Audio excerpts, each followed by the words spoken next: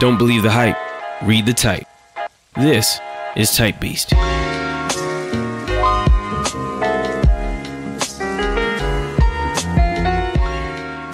Take a look. It's in a book. It's TYPBST, baby. I don't know why, but I do a little jig whenever you sing that intro. Man, I think I need to get out of tune. Bring me back to, the days when reading Rainbow was my jam. Mm-hmm. Yeah, classic. Who would have known that years later? Although I liked watching it, but who knew years later I'd become a reader? So shout out to LeVar Burton. Reading Rainbow. Maybe I should start rapping the intro, man. People are like, "Yo, this guy can't carry a note." Just put a couple hot bars. Well, if you guys want me to rap the intro, yeah, hit us up.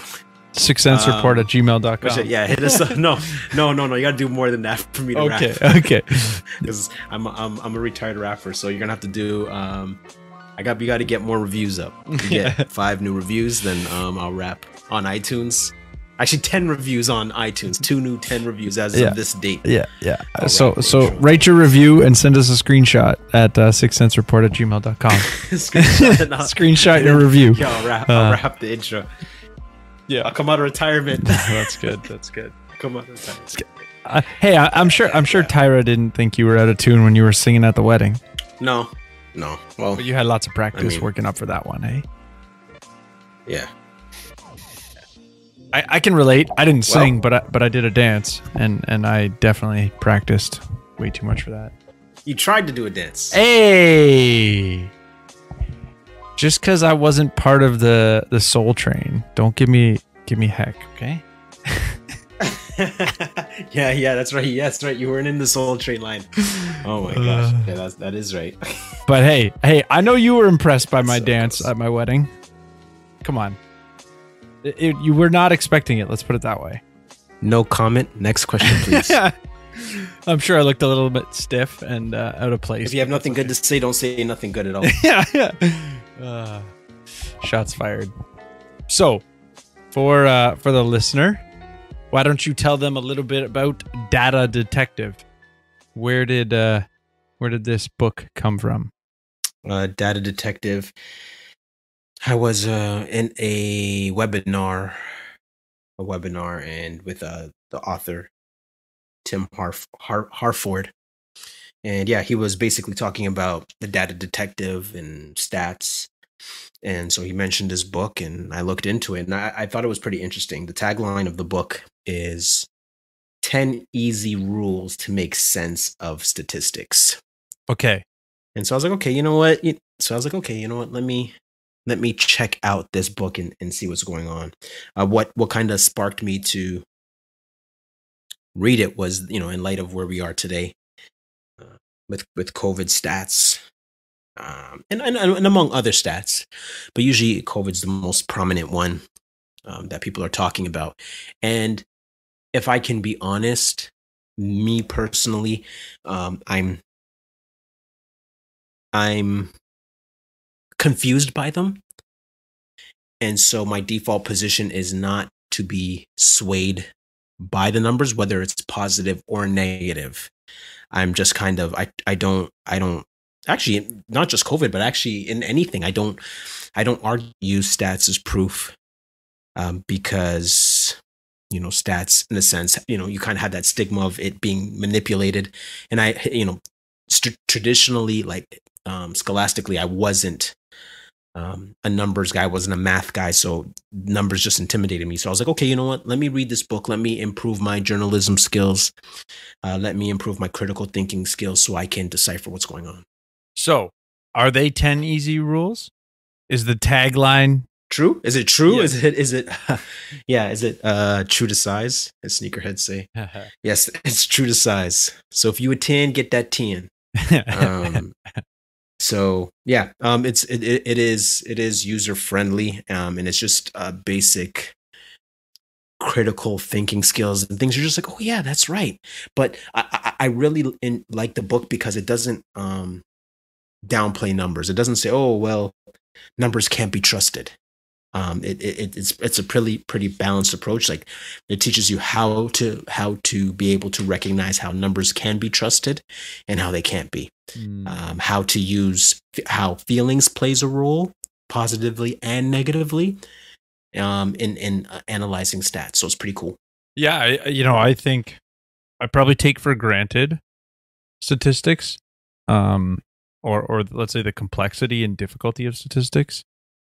I've probably said it on the show before, but I was always good with numbers. But when I was in university, I was a TA for essentially the business stats class, which was technically economics stats. I took the course once and I TA'd it 3 times.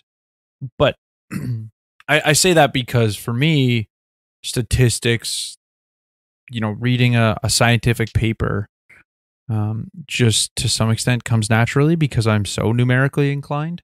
Now, that said, there's another level of stats, and it's easy to, at the same time, there's really, really complicated stuff that would be, I'd spend a lot of time racking my brain to sort of figure out. But I think for me, even in our conversations, right? Like when we had Steph on, decoding, I think was part of the name. Numbers that count. Yeah. And like numbers that don't count or something. Oh yeah. Or stats that don't count. Stats that don't count, or stats don't count, something like that. Yeah, he like that conversation, even, there's so much that numbers can tell you, but as the intro of this book is titled, How to Lie with Statistics, which is another book as well. Actually, there's a book by Daryl Huff. Yeah, it mentions it. He mentions How to Lie with Statistics.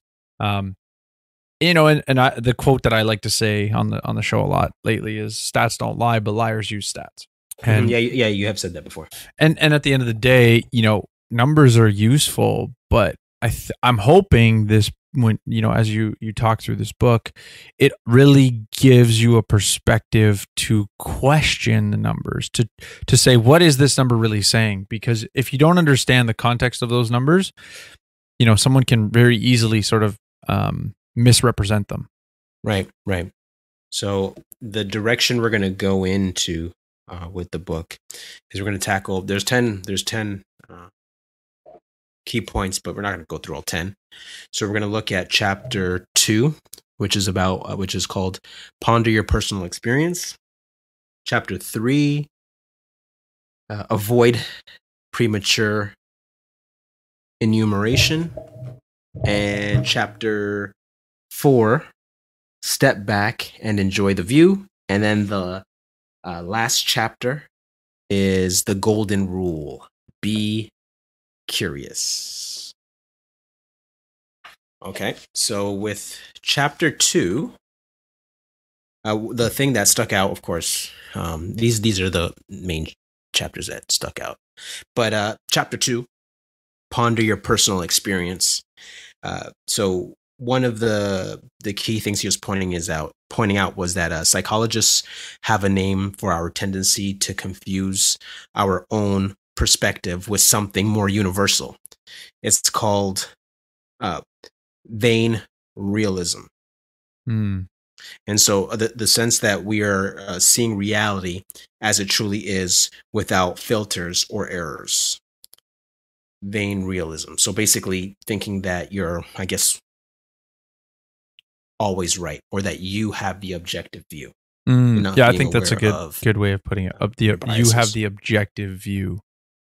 I think that's because as you were describing it, I think about, like, I don't know if you've had friends or conflicts that you've sort of tried to help people navigate, and a lot of times those conflicts are sort of originate out of somebody interpreting someone else's behavior from their lens, as opposed to trying to understand where the other person's coming from.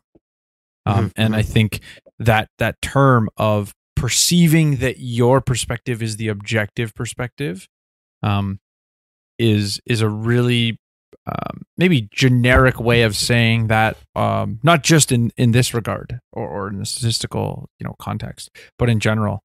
I think that's something that a lot of us, or a lot of people in general, if they're not conscious of it, will subconsciously sort of make that judgment. Yeah, one of the questions I usually ask people in general when I'm trying to, well, just trying to engage their ideas and also help them to open them up within their assumptions, I'll always ask, like, what will change your mind? What do you have to see for you to change your mind? Right? What evidence do you have to see in order for your mind to change on this issue? And if they say no, well, then it's pretty much a dead end, and they don't actually see their bias. What do you think about that, Joel? I think seeing your own bias is a lifelong skill. So, I mean, I know that's sort of not totally related, somewhat related to what you've just said. Yeah, no, it is. But yeah, because I mean, I think in scenarios where you've, like, for me, right? I know I'm libertarian leaning. I know, like, I have these well developed perspectives, and I can see sometimes how people perceive some of that as bias. I've said it on the show before, right? People think I'm anti-government when those are generally, that's where my conclusions land, but I don't start there. But that said, I do have a critical stance towards government because a lot of those conclusions that I have drawn. And so, I just think about it for me that I think about our last show, actually, when they asked me about, I can't remember which one of them asked me about, when did I vote conservative last? And I was talking about sort of growing up.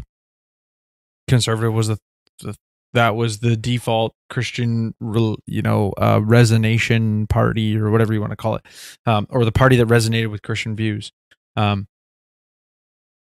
I would have said that was a bias that I didn't realize I had at that time.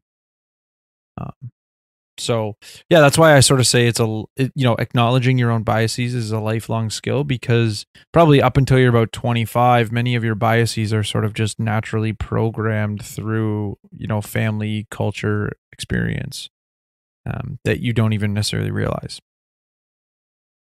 Yeah, no doubt. I think it's important to definitely wrestle with that question, like, what do you need to see to change your mind?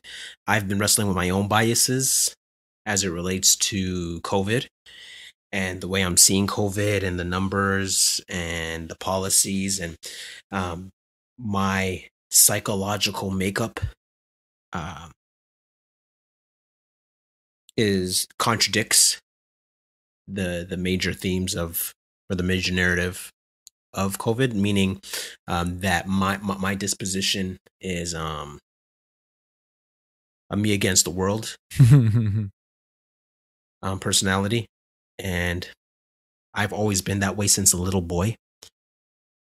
Growing up, I've always been that way. I've always been a lone wolf, and so I have to be mindful of my bias, and that it won't get in the way of me interpreting what I'm seeing and navigating things. But there was also another term that this guy brought up, and he talked about, like, I'm not sure if you're familiar with the term, fast statistics and slow statistics. No. And so, have you heard of No, them? that's new. I mean, maybe it's another term for something I do know of, but at this point, I'm like, no, I don't know what you're talking about. Yeah. So fast statistics are, they're basically immediate. Oh, okay. Right? They're immediate, visceral, powerful, engaging. So we get a lot of fast statistics coming into our timeline. And then he talks about slow statistics, which are thoughtful stats, unbiased information, and the numbers don't necessarily jump out at you, and they're not as attractive. So you have to kind of watch out for fast statistics and slow statistics. So kind of like clickbait. Yeah, clickbait. But he has another section on infographics.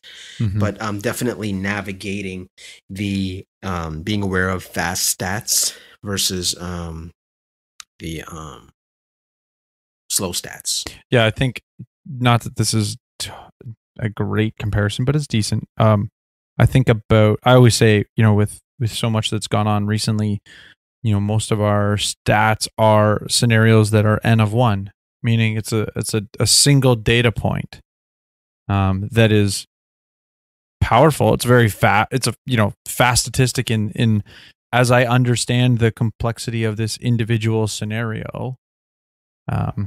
It might be powerful in terms of the message it conveys. And then I contrast that with taking that data point and putting it into the sea of everybody. That's sort of more so the slow, you have to really think through methodical, what is the data telling me? So I don't know if that's exactly what he was talking about, but that's sort of, I'll say the immediate thoughts of what we've experienced in the sense of fast and slow data points. Mm-hmm. Mm-hmm. And it's just definitely just something to for us to be mindful of, right? Mm-hmm. Yeah. And then, okay, so in chapter 3, he talks about avoid premature enumeration. Chapter 3, avoid premature enumeration. And so so there's basically 3 questions that you should consider. And so what does the claim actually mean? So when you're taking in stats, what does the claim actually mean? And what is being measured or counted?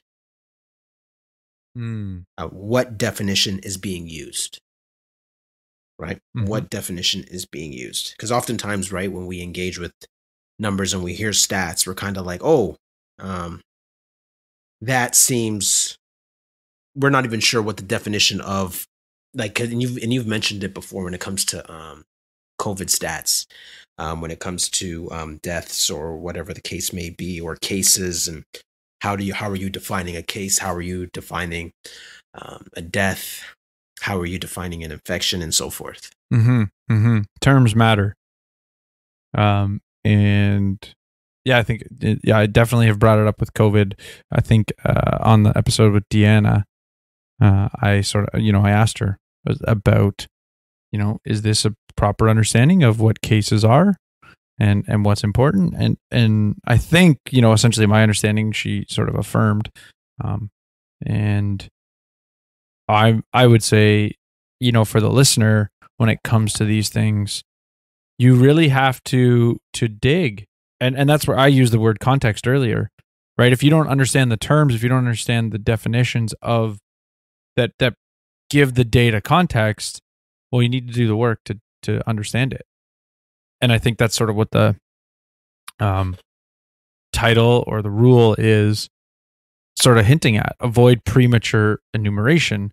I think if I go back to what you were talking about before, if it's a more slow statistic, you really need to dig and think through it so that you can, and actually a fast statistic as well, right? Because I would argue the fast statistic is generally going to have more limitations.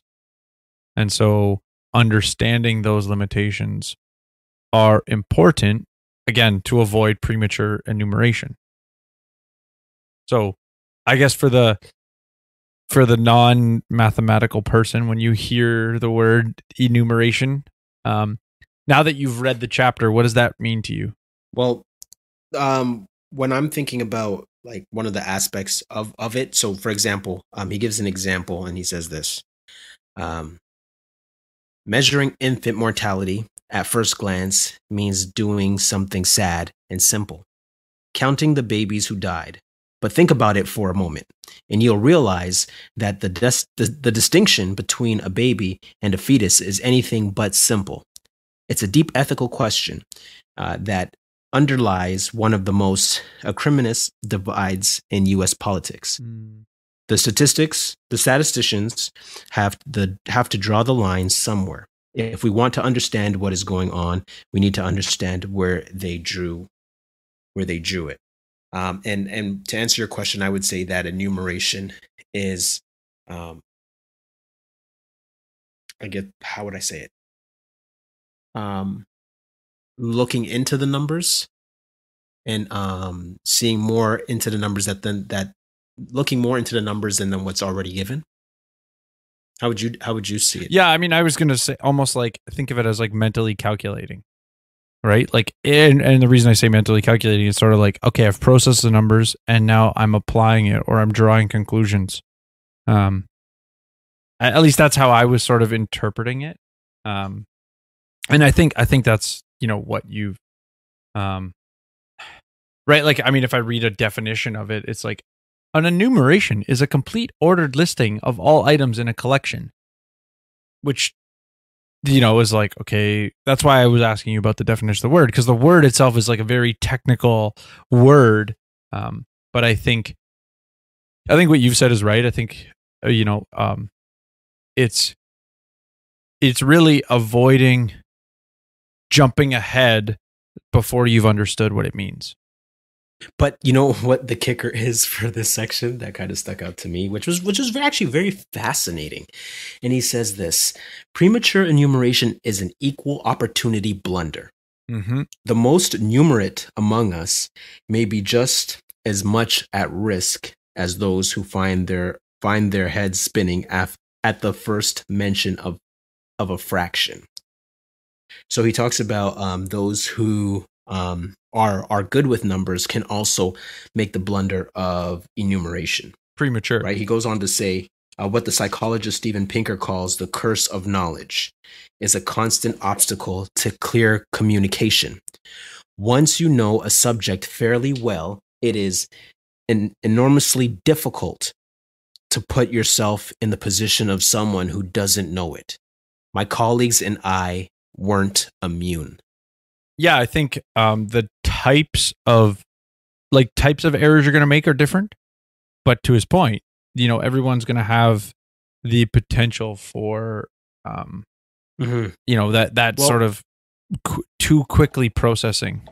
Right. And so I would ask you, because you were a TA and you're really good with numbers, do you have difficulty communicating to those who aren't good with numbers?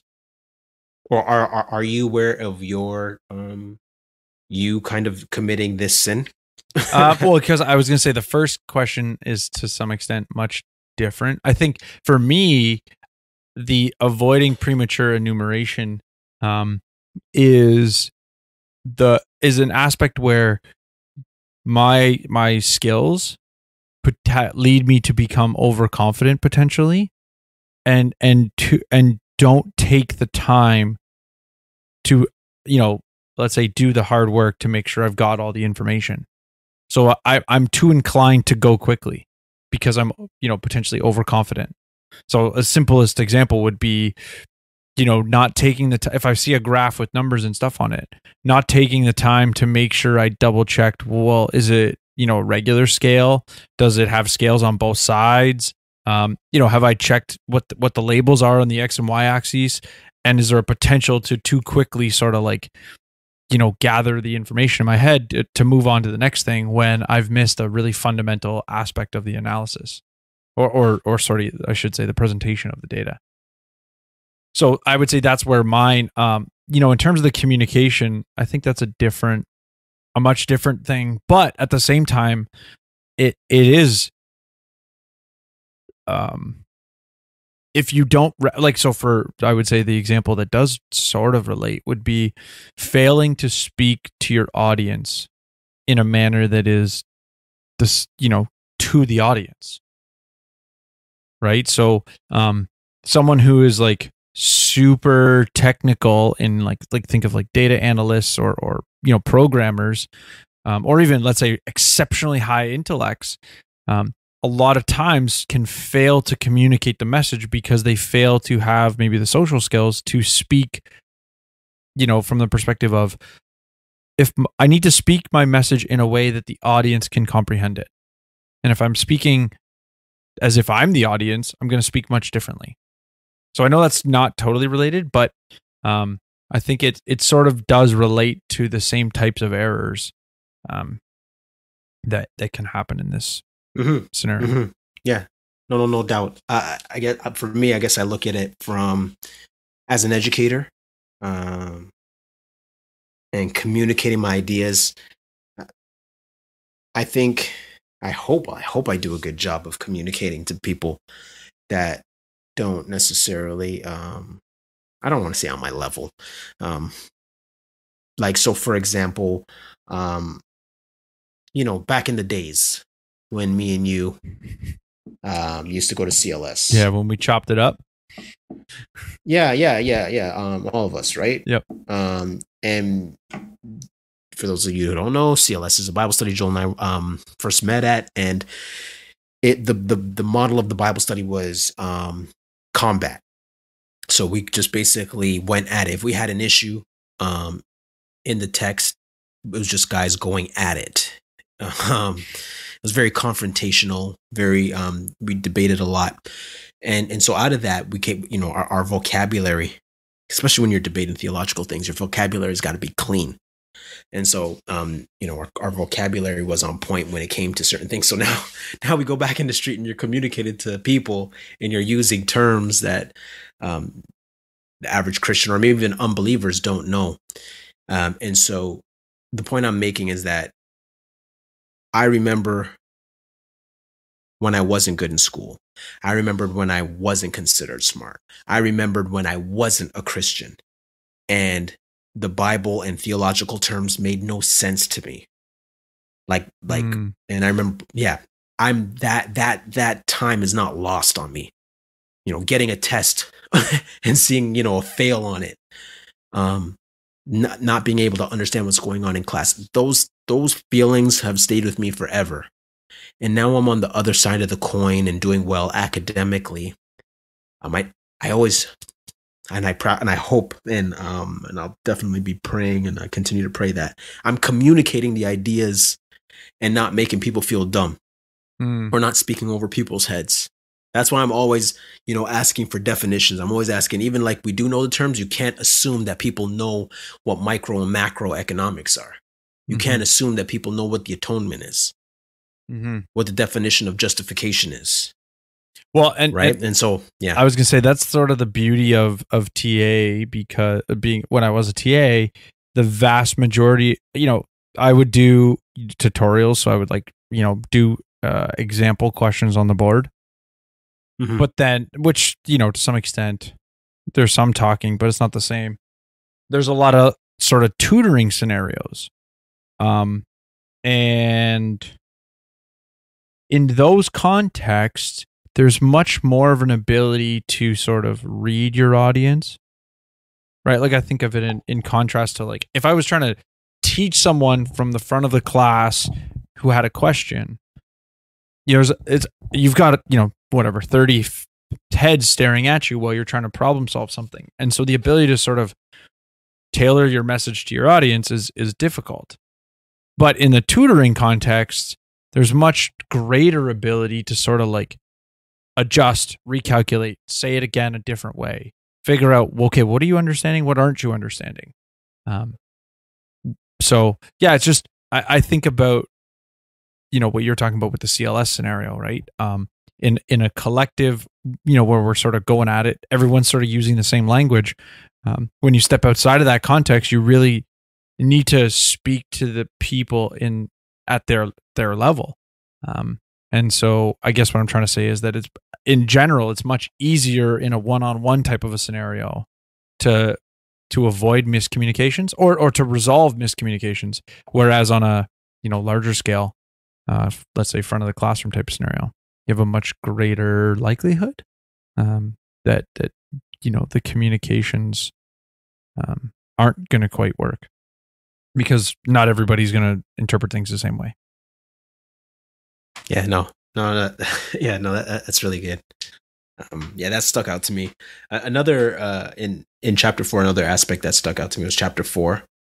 Step back and enjoy the view. And this chapter is all about giving context to stats. And so, for example, there's just one simple question, if you could take away, one simple question you could put in your pocket that's user-friendly when numbers are being thrown at you. This is what you ask. Is that a big number? That's it. Like, subscribe, share. and okay, so if it's a small number, what does that mean? Well, what do you mean? Well, you said. Sorry, what do you mean? You said the question is, you ask, is it a big number? Yeah, is that a big number? So, right. So when people say, "Oh, yo, there were 200 COVID cases this week," then you ask, "Is that a big number?" Right? And kind of like what economist Thomas Sowell says. A good economist always asks compared to what. Mm-hmm. Mm-hmm. Right. So here's more context into a situation. Right. So another way to step back and enjoy the view is to give yourself a sense of scale. Faced with a statistic, simply ask yourself, is that a big number? The creators of More or Less, Michael Blaslin and Andrew Dilnot, made a habit of asking the unassuming but powerful question. Take, for example, the claim that Donald Trump's border wall between the United States and Mexico would cost $25 billion to build. Is that a big number? It certainly sounds biggish, but to really understand the number, you need something to compare it with. For example, the U.S. defense budget is a little under $700 billion, or $2 billion a day. The wall would fund about 2 weeks of U.S. military operations, or alternatively, the wall would cost about $75 a person. There are about 325 million people in the United States, and 25 billion divided by 325 million is about $75. Big number? Small number? You can be the judge of that. But I'm guessing your judgment will be better informed having made these comparisons. Yeah, I think that's a really, it's probably a better way of something that I've been saying the last year. I think it goes back to what I said before, right? Like what I said at the very beginning. I think, numbers need context. Right? When we were talking about premature enumeration, right? Understanding the context of those numbers and the biggest way that you understand, what you said from the economics or economist perspective, Thomas Sowell, compared to what? And in, let's say more of a finance world, there's always this concept of benchmarks, right? Every number needs a benchmark. Otherwise, how do I know if that's a good thing or a bad thing? Right? Like think about it from, you could use profit for a company. You could talk about all of these things need additional context. Right. Actually, maybe this might be practical. An example of this is when I first got married. Tyra and I were, planning our honeymoon, and she booked a villa. So we went to the Bahamas. We stayed at Sandals 5-star. No kids. Mm-hmm. No kids. It was, oh man, that's like, that's like, a no kids resort is kind of like, when you're in high school and you go to an all ages jam. Yeah. And then when you like, and then you reach old enough and then you go to an adult jam and you're like, oh, wait a minute. This is how a jam's supposed to be. So that's kind of like, so this is what a resort is like, no kids. But so anyways, Tyra gets this villa and she sends me the picture, and I don't like it because it reminds me of, I don't know if any of you guys watch Martin. So there was an episode in Martin where where he's fighting this big rat that's in, because they're on vacation and they're staying in a villa that looks like the villa in the Bahamas. Like it's decorated the exact same as the room Martin was fighting this big rat. And then like it was crazy, but YouTube it, check it out. And so it gave me the creeps. It reminded, think about it on your honeymoon when you're about to, consummate with your wife. You don't want to be thinking about the rat Martin was fighting, right? Right. So I was just like, no, I don't know about this. So then Tyra comes back to me and she finds one of the newer suites that's been newly renovated, and that's at the top floor and has a view of the resort, and it's really expensive. It's really expensive. and we're still feeling each other out, and she doesn't know if I'm a cheapskate. and so she brings it to me, right? She's like, okay, hey babe, like, we could also stay here on the resort, in this suite. And it was really expensive. And I was just like, okay, cool. So she was relieved, but she was also worried because it was very expensive. And all I said was this: well, when we look at numbers, babe, you have to ask yourself, how much do you make in a day? Right? Mm-hmm. How much do you make in a day? Right? So you have to think in your head, like, okay, well, how many days of work does this cost? Yeah. How many days? And like, think about, and then you think about, okay, well, how many, like, depends on your job. Sometimes, like, kind of like you would talk about at your old job in Mississauga, like, how hard are you working for that day? Either way, you worked really hard, so you deserve that treat, or you didn't work really that hard, so it's whatever, right? Yeah. So that's always been, every time Tyra and I go shopping, and usually I'm the one who likes to spend. She doesn't. She's always scared. So I'm like, I said, babe, how much do you make a day? How much do you make an hour? How hard are you working in that hour? Because if you're working really that hard, you deserve that pair of jeans, babe. Get the jeans.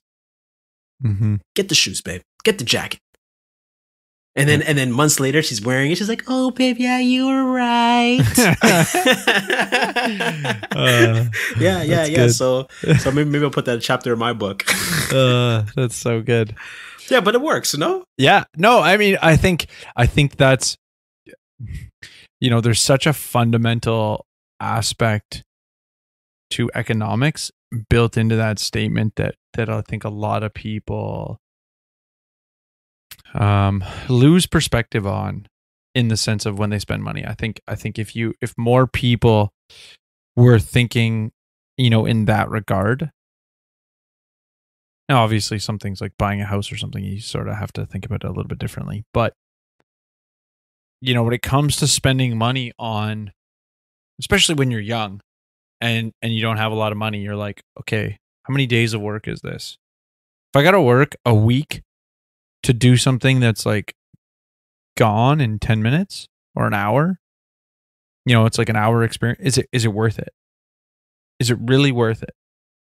And I think tying it back to the effort and workload to actually earn the thing you want to buy, I think it actually works both ways. It works as a gauge to say, no, I probably shouldn't do this. Or you're like, you know what? I only had to work 15 minutes to earn this. Okay, it's worth it. No. Right. Yeah. So I actually really like that perspective. Yeah. So does my wife. Yeah, because it usually is incentive for her to go or change her mind and go, okay, fine, I'll buy it. Yeah. Yeah. So another aspect within this chapter that stuck out to me was that he talks about good news and bad news, right? So the idea is the negativity instinct, and it's generally easier to make news seem bad if you omit the context. And I think this relates to us, Joel, in the way we put the show together and the way we communicate ideas from the show. And he goes on to say this: it's possible, of course, for shocking news to be positive, but the psychologist Steven Pinker has argued that good news tends to unfold slowly, while bad news is often more sudden. That sounds right. It is, after all, quicker to knock something down than to build it up. Mm-hmm. Yeah, demolition's way more fun, but way faster. And I find, well, even you, I don't know, you tell me, how do you feel about our content and in which shows get hits and which ones don't? Yeah, I mean it's sort of tough, because I would say there's some of our conversations that are a result of our lifelong learning. And although, let's say if I think about, like, let's say our preparation in the couple of days before might have been less, but that's because we've already sort of accumulated the knowledge, or we already have an accumulated perspective that we're prepared to put forward. So yeah, it's a little bit tough of a question, because let's say the amount of effort that goes into the content is varied. I've sort of been joking when we did the two episodes where it was your talks, that, oh, this is an easy one for me, because I just have to comment on you presenting, and you did the work, right? I'm sure the amount of time you spent, researching, prepping, organizing, timing yourself, whatever, was potentially a lot more than with a regular episode, because not that we don't have time constraints, but we have a much softer time constraint as contrast to when you're speaking at a speaking engagement. Yeah. No. Very true. Very true. But yeah. And so, go ahead. In general, the amount of effort that we have to put into this show to make quality episodes, as opposed to, smoke weed and turn on the microphone and just shoot the breeze and have a conversation that, turns into a Joe Rogan podcast. And I, by no means, am trying to dismiss his ability and effort that he puts into his show. But, just a casual conversation, unless you're comedic, straight entertainment, there is a lot of work and effort that has to go into building something of substance that you actually have people who want to listen. Mm-hmm. Mm-hmm. Yeah. And I guess, and for us, it also influences the way, well, actually, no, it doesn't. It doesn't. And I'm kind of happy it doesn't necessarily influence the way, we pick the shows and we do the shows. Some things are unavoidable, like, COVID, the Ravi. Yeah, or the Ravi episode. Yep. No. Yeah, like certain things were just unavoidable. You're like, okay, we got to talk about this bad news. But I always try my best, even to make sure that I leave people with a hope, even when I'm talking about bad things, to leave on a positive note. And I know positive news doesn't sell, but positive news does give people hope. So we try our best to do that. And yeah, it's been pretty fun. Mm-hmm. Yeah. And I think, I know I didn't really answer the good news, bad news part. And I think, I don't want to say we avoid bad news or we avoid good news. I think, generally speaking, most of our news is relatively neutral, in that I go back to, I don't know, at least the way that I always try to say, like, one of the biggest objectives I have with our show is that, like, I want to demonstrate to people how I think through things, because I think so much of news, mainstream media is not thinking through things. Like, I don't even necessarily care if people agree with me. But I think that mainstream media approach of like 30-second sound bites potentially makes the contrarian perspectives sound absurd. And whether it's good news or bad news, generally speaking, we have an ability to talk through it. But we also generally, like, I think about, let's take the Israel apartheid episode way back. There might have been a bad news or bad event that might have slightly been a catalyst for that episode, but we tried to tease out so much more than the news of the time. And I don't know if I know we say this to people all the time, but we generally try to make episodes that are relatively evergreen. Like, I don't want to create a conversation, or generally we don't have conversations that, hey, if you don't, other than, elections and stuff like that, sometimes are a little bit time sensitive. But if we're focused on good news or bad news, even, it becomes so time centric that it changes our content substantially. Mm-hmm. Most definitely. And last but not least, we're going to talk about the very last chapter, which is the golden rule. Be curious. And this is a summary of all 10 points. And he summarizes all 10 points with being curious. The chapter opens up with this pretty cool quote that makes sense to me. It says, "I can think of nothing an audience won't understand. The only problem is to interest them. Once they're interested, they understand anything in the world." And so I kind of use that sentiment, and I've always believed it, as an educator, that I believe that, you got to get people interested in and really push for deeper questions that get people curious about the content so that they would want to inquire. Because if you're not, if it's boring, and that's what he kind of gets at this chapter, in that curiosity is the cure for tribalism. So in light of all these numbers and the political situations that we're in right now, he says the cure to all of that is curiosity, and essentially having somewhat of having an open mind, which is a pretty profound concept when you think about it, right? Like you're kind of like, oh, wait a minute, what? An open mind. I never thought about curiosity being a cure. And remember, we talked about tribalism in what's that episode we did? A tribe called ... Yes. We were reviewing the book we were reviewing the book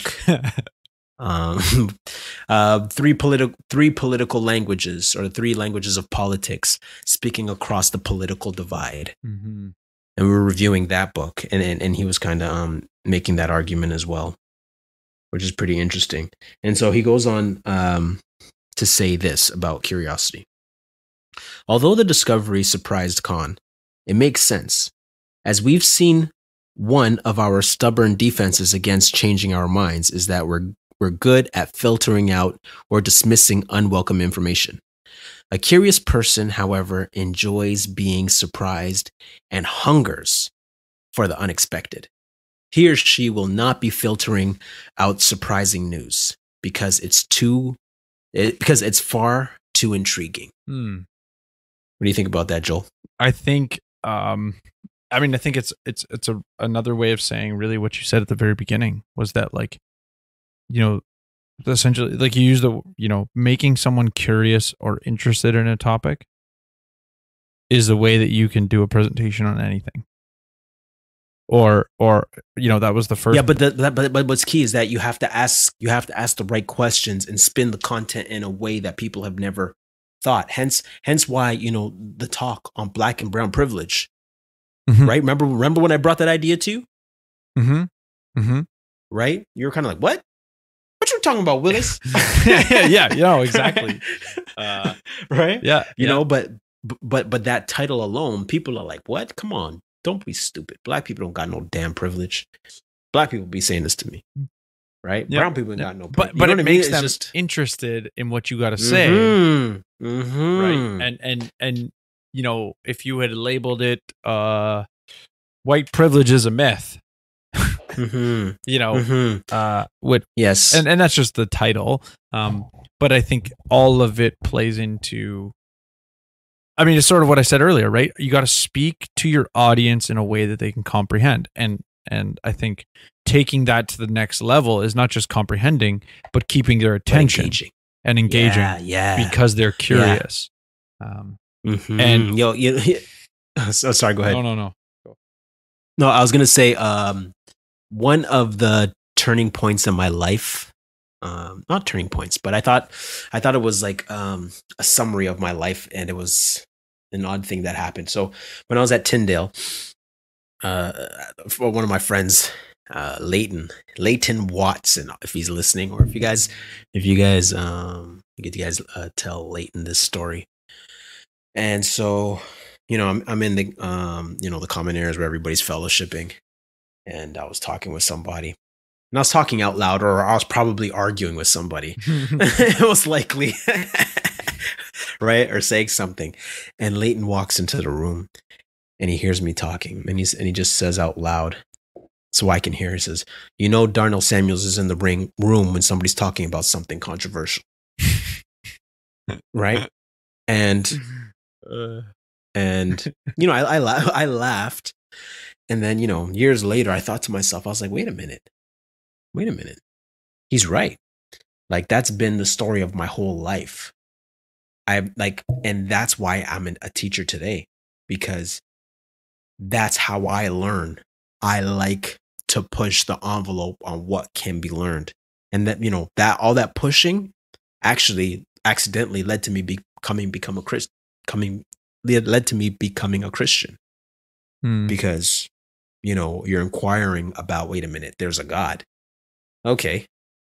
Tell me about this God. Mm-hmm. Oh, yeah, we're all damned before him. Oh, really? Oh, really? Like we're all condemned to hell? Okay. Please explain. Yeah. Right. And that's why I love engaging with Muslims. Because Muslims will come and they'll give you their doctrine. And it's very fascinating. You're like, wait a minute. So we're all born Muslims and we've turned away from Allah? And that Christians have committed the sin of shirk and will never be forgiven? Tell me more. You know what I mean? Like that's, and I think it kind of shows up in the content of the show where, and the heart of the show. And you're like that too, Joel. Yeah, we can be like, okay. When you were saying that, I was like, I'm sure my wife would say the same thing. Yeah. Like, as soon as there's a controversial topic, I'm probably the reason it's being discussed.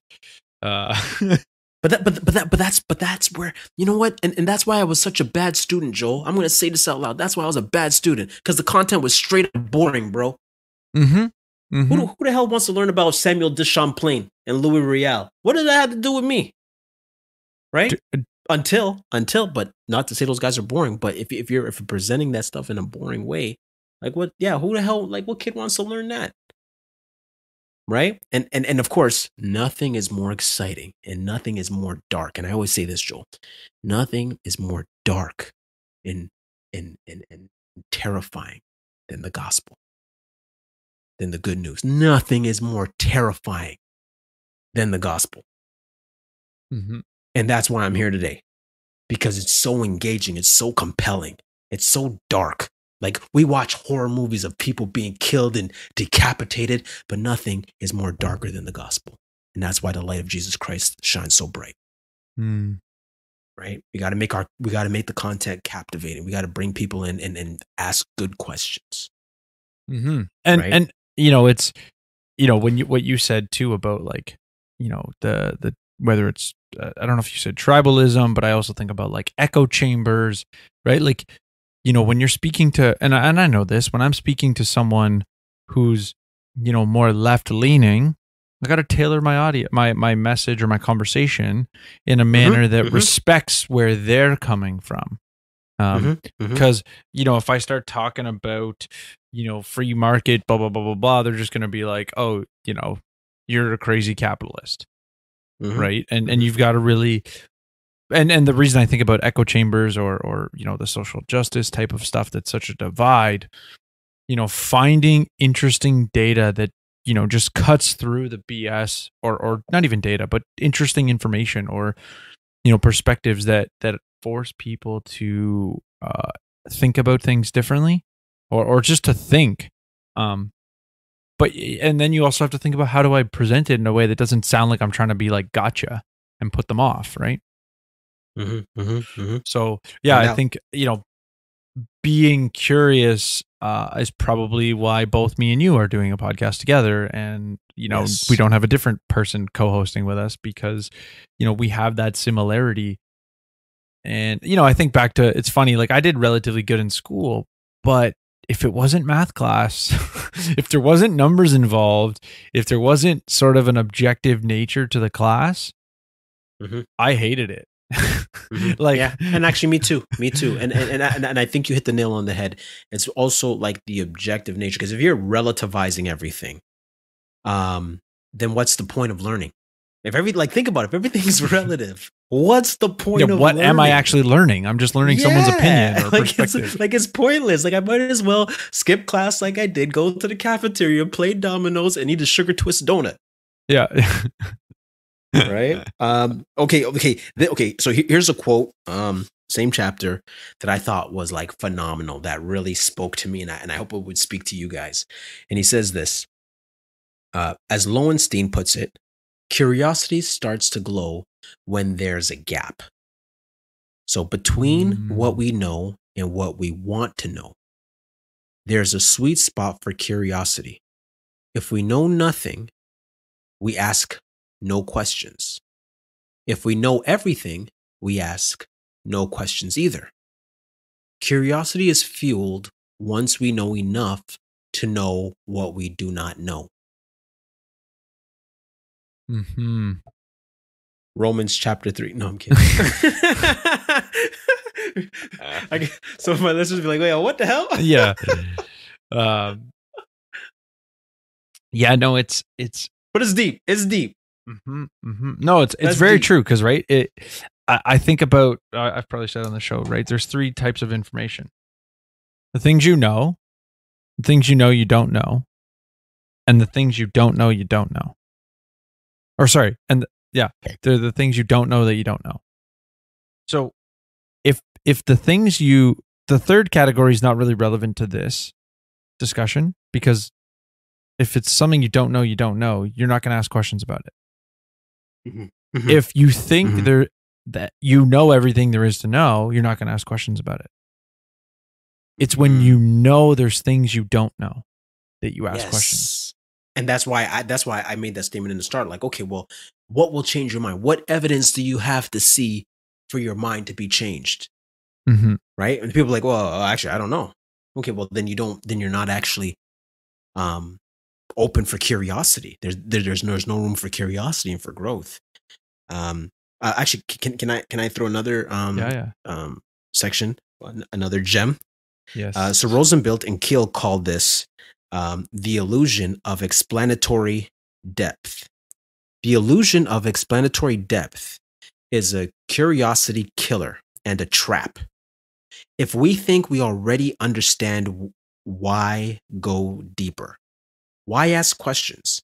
It is striking that it was easy to get people to pull back from their earlier confidence.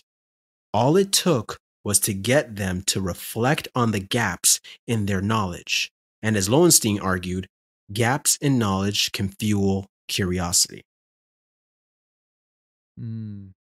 Right? So all it took was to get them to reflect on the gaps in their knowledge. Mm-hmm. Mm-hmm. I think that is a very relevant perspective in the time that we find ourselves in. Right. So right, because once you prompt people, then they'll realize that perhaps they didn't really understand what they were actually thinking about at all, and I've seen that happen to people. Where where I've seen that happen. Oh, but I shouldn't laugh at CLS.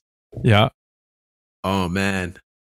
Yo, you know what? And you know what? The guys who are CLS, they know what I'm talking about. So Gideon, the Ghanaian Moses.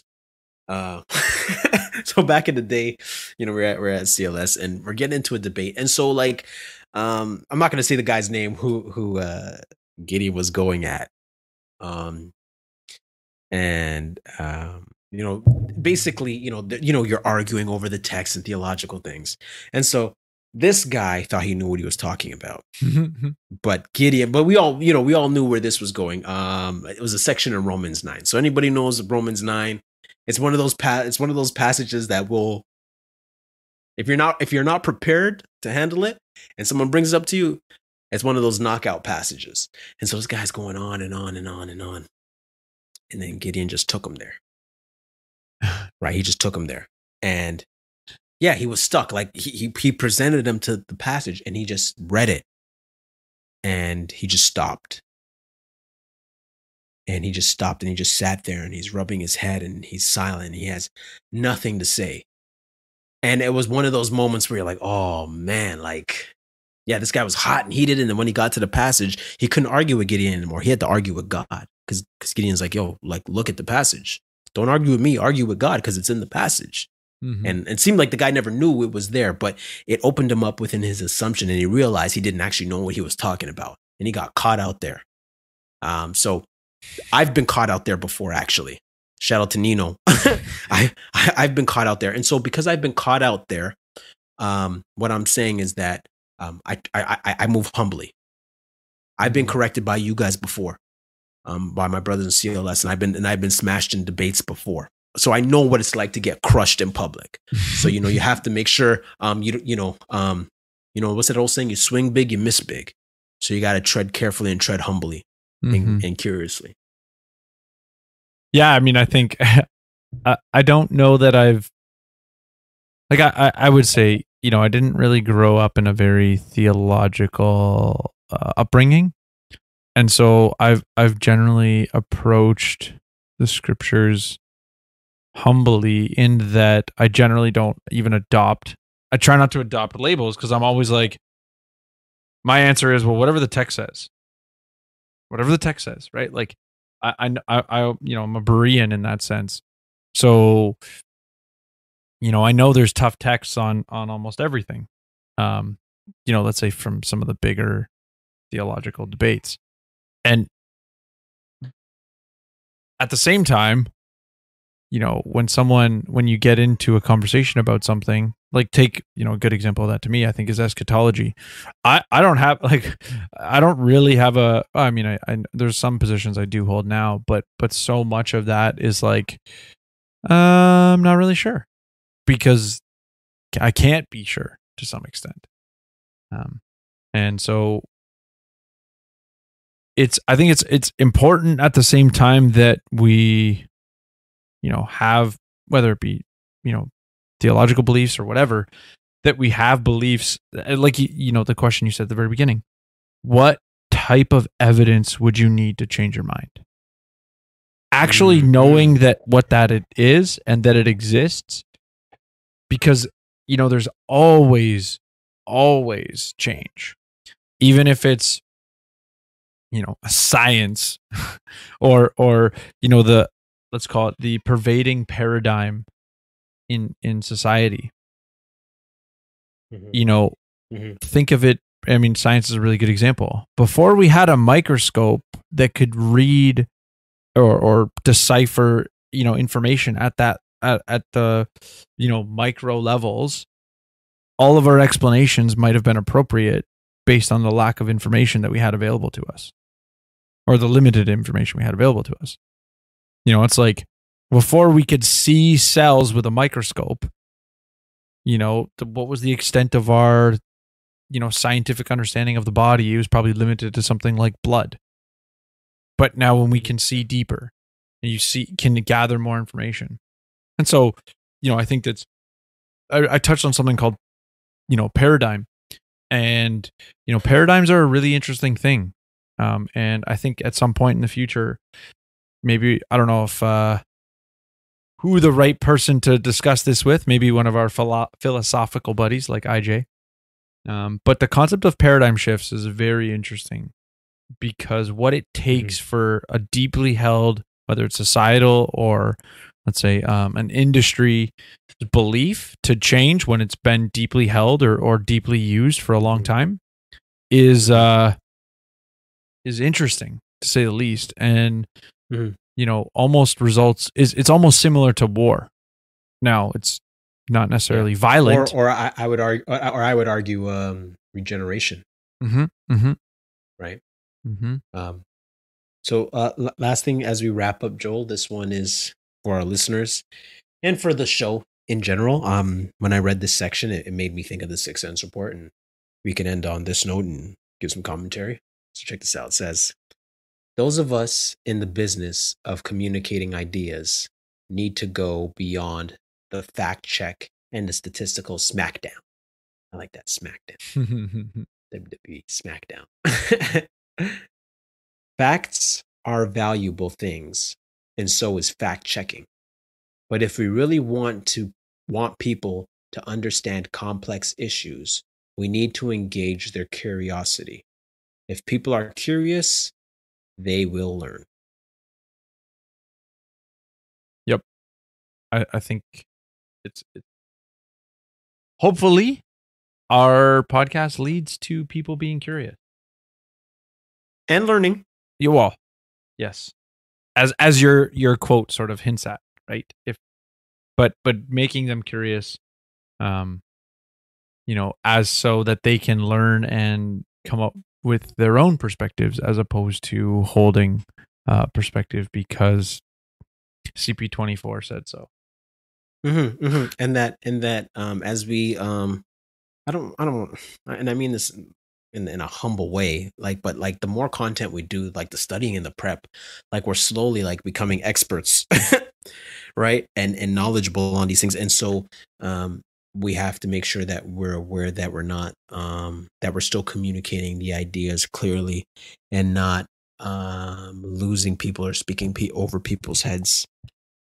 So that's something to be mindful of. But yeah, we definitely. And for the audience, if we're doing that, give us your 2 cents. Oh, yes, yeah, give us your 2 cents. And please, like, let us know if yo, you're going over our head, or maybe, you know what? How about this?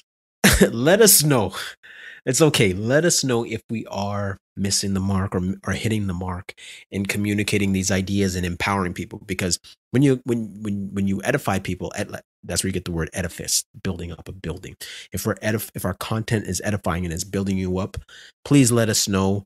And shoot us an email, give us a review, let us know what you guys think, give us some words of encouragement so Joel and I can keep on doing this. Yeah, constructive criticism is appreciated as opposed to just criticism. Yeah, definitely. Let us know what you guys thought of this review. I would definitely recommend you having this book on your shelf. I wouldn't necessarily recommend it as a read through, like something that you would be like, oh yeah, I'm working through this book. Don't do that. Don't do that. Buy the book, have it on your shelf, and you're watching news, and then you get curious, and you're like, something's off about that number. Let me just skim through the table of contents and see what applies, and then read through the chapter. Another thing about the book, what he does with the numbers, and he practices what he preaches, is that he always applies these numbers and these principles in the context of story. Shout out to Phil Thomas, who's very big on incorporating story into everything you do. And so, and the Afterwatch podcast and LeVar, shout out to LeVar. But yeah, so it's important to make sure that we're communicating our ideas in the context of story, and that's what he does very well. So again, get the book. Man, we should be like getting some kind of what's it called? Affiliate links, putting it up so we can affiliate links, man. Look at we promoting this guy. We're like, look, man, Tim Harford. He's like, go to our show notes page, buy the book, give us the 13 cents we're gonna earn on. Yeah, you know, I feel like Busta Rhymes and Pastor Cavassier. You know, he ain't getting no money from Cavassier. I feel like, you know, Nelly and Air Force Ones. He ain't getting no money from Nike for Air Force Ones. They're like, come on, man, I ain't getting no money from Tim Horford. But hopefully he retweets when you tag him or something, and we'll feel like the one or two book sales that we got him. Yeah, definitely, man. This was a good read. It definitely empowered me, and I'm going to be a lot better in navigating stats. So check it out. Let us know what you think. It's been a while since we did a TYPBST episode. Let us know what else books you'd like us to hit up and see what's going on with. Give us a reading list or reading recommendations. We can't guarantee we'll touch them all, but we're always open to recommendations. Yeah, most interesting ones. And you can contact us at sixcentsreport@gmail.com. You can contact me, Darnell, do good at Darnell, DOGUDDA_Darnell on Twitter and Instagram, and Darnell Samuels on Facebook. And you can also get us social media, Six Cents Report, Facebook and Twitter. And me, I'm Joel and 39 at Facebook, Instagram, and Twitter. And remember, don't believe the hype. Read the type.